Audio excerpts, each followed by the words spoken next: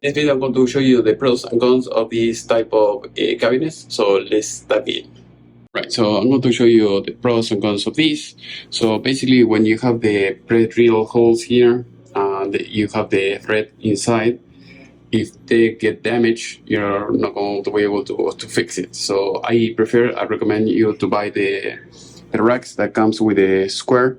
So that way, usually it comes like this. You see, if you buy the kit, you have the screw, and then you have the cage with the nut inside, and then this basically you put it here on the side. So you're going to have a square instead of having this hole with the thread here, and then you put this, and that's it. So usually when you buy this type of screws, it comes already in the box. So as you can see here, we have the screws here, and we have the nuts here. You can see here. So hopefully you can see better now.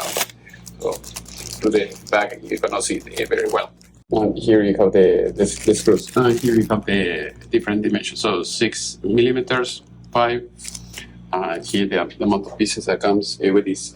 You can use if you need parts, tools, or anything like that. They can send it to you via DHL, FedEx, or anything like that.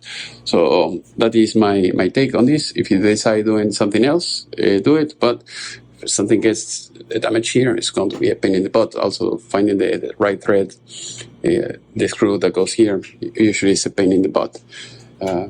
Otherwise, when you buy the kit like that, it comes with everything that you need, and it's easy to install. It may take you a little bit longer to put them, but you know, it's dummies proof. Here you have the cage nut, as you can see, one side. The other, you have to put it in the rack, and that's it. The only downside of doing this is take a little bit longer because you have to do it. You know, you have to put it one by one. You have to put it on the rack, and you have to pry it with a screwdriver, as you can see here, and then you put it in the hole, and that's it. Otherwise, you can buy the special tool, and that's it. And after that, you can put the nut, so that way you will keep it in place, and that's it. So now I'm going to show you. So that way you put it like this in the rack, you push it a little bit with a screwdriver, put it there, and that's it. You do that, and then after that you just tighten it up with a screw, and that's it.